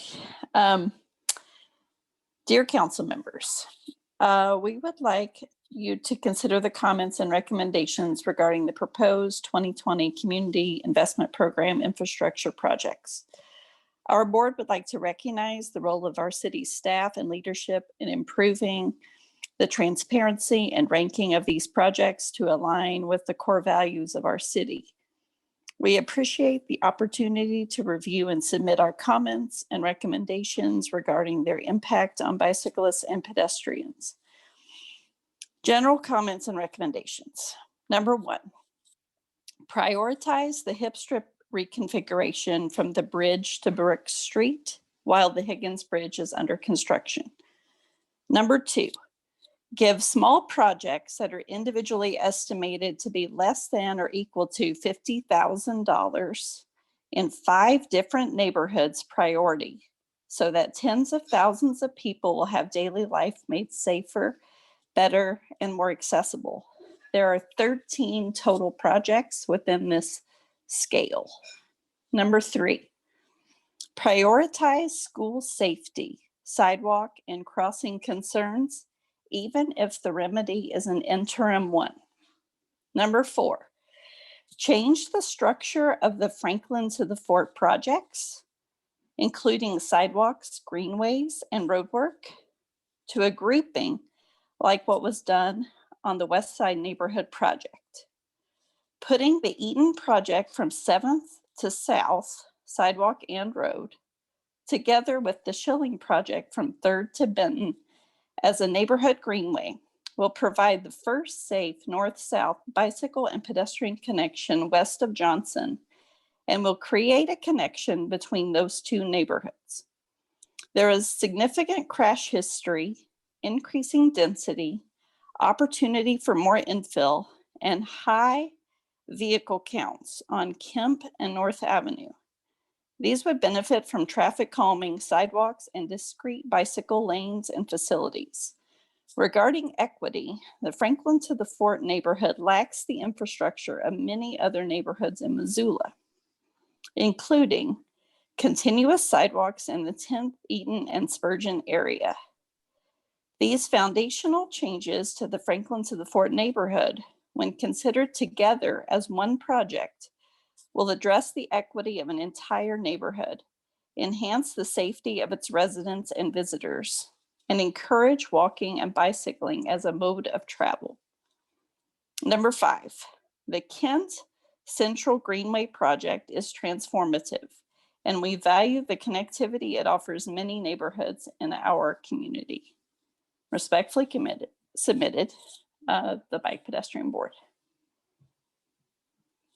Thank you, Ms. Tuberty, and I would encourage you to, if you haven't already, to submit that via email or letter as well.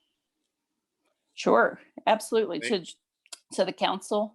Yeah, you could do it to the council, to the clerk, to Aaron or Ben. Any of those mechanisms would be just fine.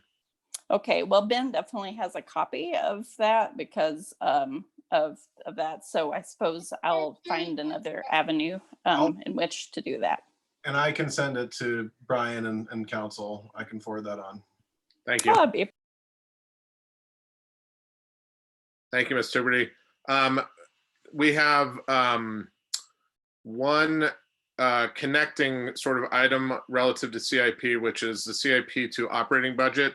And I know we're just about out of time, but I want to get this in. Lee, this will be Lee's portion to explain. Thank you. Let's see how fast I can talk. But this is an important component of the budget. It's something that is very theoretical up until we get towards the end of the budget and a lot of the pieces come together. So I do want to spend a little time going over this for folks. We are now calling the CIP our Community Investment Program. It's a better, more descriptive moniker for what we do here. This is something that is actually within state statute. It's defined by the Montana State Legislature. We use it for replacement and acquisition of larger scale projects and assets, property, plant, or equipment costing in excess of $5,000 with a life expectancy of approximately 5 years or more. Unlike the annual operating budget, the CIP is a multi-year plan. And we show at minimum 5 years. Many of these ongoing projects like roadway improvements go on for even more years. The plan forecasts but does not obligate future spending. Multi-year CIP projects must be submitted each fiscal year for funding approval. And in the presentation, I did put in the code outlining that this is a program that must be formally adopted by the municipality governing body. An interesting part about the code here is that it states that this may receive money from any source. That's an important thing to know about these projects. They tend to be very large and very expensive, and they leverage quite a wide variety of funding sources. I also put in a little slide in here to sort of talk about what's the difference between the annual operating budget and the community investment program. Your annual operating budget are your day-to-day costs required to provide regular city services. You know, there's payroll for staff, office supplies, power, rent, debt payments on debt that we have. That annual operating budget will also include recurring and preventative maintenance, as well as the debt service payments for the debt that we used to acquire assets and infrastructure through the CIP. Budget approval per state law is always for 1 year only, and each fund and department has an operating budget, whereas the projects and programs within the community investment program don't span every single different type of department and fund that are under the city. So again, the CIP is a multi-year planning document, 5 or more years, programming expenditures in excess of $5,000 with a useful life expectancy of 5 years or more. Budget approval for 1 year only. If a CIP needs budget community investment program project needs budgetary approval spanning more than 1 year, they must request that spending approval each year. And those are largely funded by financing, as well as a lot of the other sources that we mentioned previously. Project list is long. I have put all of this in this presentation, but we have also put a PDF up on the website, which I will quickly show to folks when I'm done with this. One of the things to note about this is what we call the CIP composite, and it lists all of the projects, what department has submitted them, their rating. Is this a replacement? Is it urgent? Is it required due to legal or contractual obligation? Does it increase in efficiency? And so forth. Has the mayor approved it? Now, one thing you'll notice in here is often there will be projects which are approved but not yet funded. And this does not mean that the administration does not approve of these particular projects. What it merely means is that all of the funding isn't in hand or guaranteed at this moment. An example would be a lot of projects that are funded by impact fees. Now, council may recall that we bring budget amendments quite a few times a year. And last fall, we brought quite a few budget amendments on items that had subsequently been approved by the Impact Fee Advisory Committee, but after the budget had already been approved. So that's sort of the dynamic process. Something isn't funded and the funding comes in, we will bring it back to council in the middle of the year. We have our total project cost per year. Again, this is a 5-year plan. And these are sectioned according to, we had a presentation on the core operating equipment previously, mostly vehicle replacement. Carl spoke a bit to IT. Then we have various requests from administrative departments, development and economic services, MRA, public safety, culture and recreation. We have a long list in here. Public Works Administration, and then our utilities, water, wastewater, stormwater, as well as the Parking Commission. Now, as mentioned earlier, the operating budget implications are actually shown in the baseline budget in subsequent years.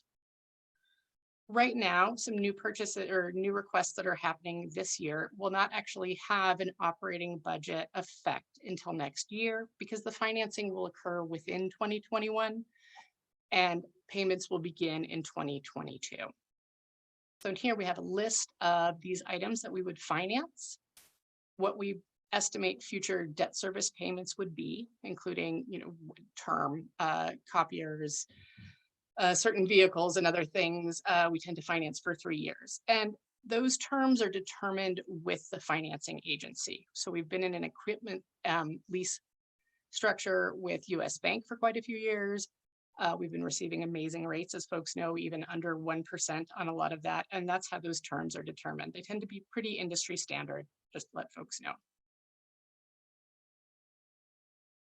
Now, where this is actually seen in the operating budget, and this was pulled from that document, which is up on the website. It's one of the ones we went over when we first launched the budget a while back, is the changes to baseline budgets. Because what will happen now is the baseline budgets will reflect the debt service if there's an increase in debt service from these CIP requests. This will be shown in changes in debt service on the debt service line. It may also be shown in other. And once we get the Eden's accounting reports up, as council knows, there's a lot more detail in there, but often other is a transfer from one fund to another. So if the debt is in a debt service fund, there may be a transfer from the general fund to the debt service fund to pay that debt. And that is how those two items get tied together. Now, one of the things I want to, if I can get out of this screen, I will stop sharing for just a moment and pull up the next item.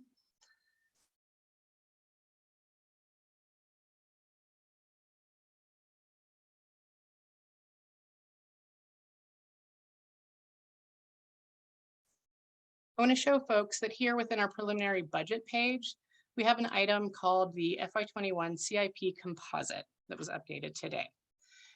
This includes all of those funding sources that are being leveraged for these projects and across years. Now it's 20 pages. I'm surprised somebody was able to get it down to that, because it tends to go off into the double Z on an Excel spreadsheet. It's very long. So on your left, we have a list of each of these projects. And then as it scrolls to the right, we can see what those funding sources are. I'll just come down here to an example. We have general fund tax levy. So this is, we've gone over debt and how it sort of increases and decreases and dips, and we try to keep that as steady as we can to accommodate for those equipment purchases.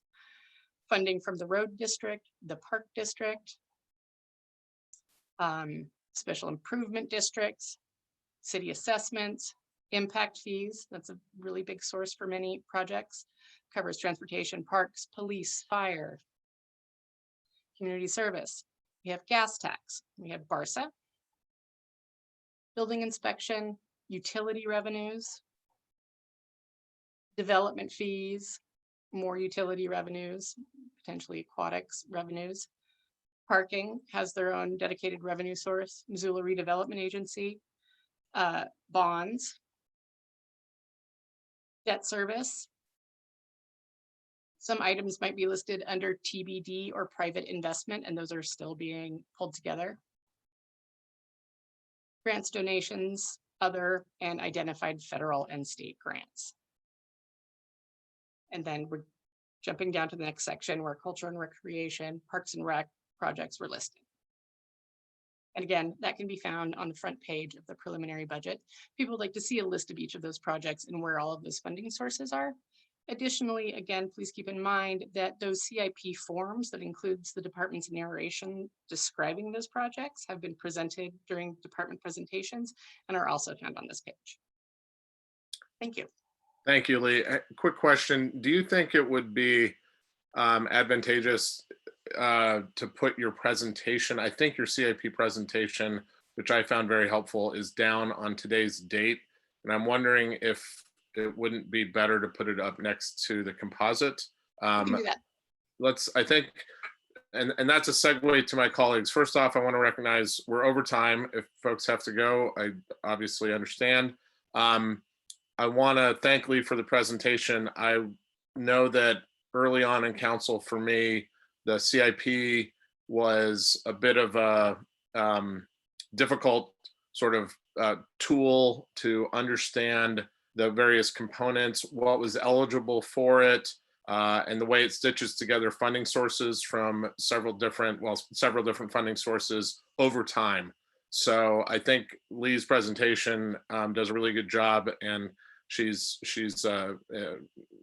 worked on that presentation over time, and I found it to be very helpful. So for colleagues that are somewhat new to this, I would really encourage you to go through that, reach out to Lee, and reach out to your colleagues if you've got questions about it. It's a very powerful tool, but it's also complex in that it does stitch together.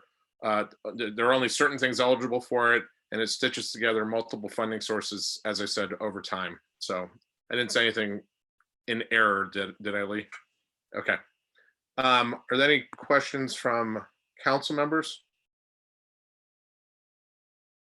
Okay, then we'll conclude with public comment on the CIP.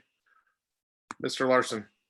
Yeah, so I'm wondering what the projected debt for FY 2021 will be with all the CIP and stuff as it stands right now.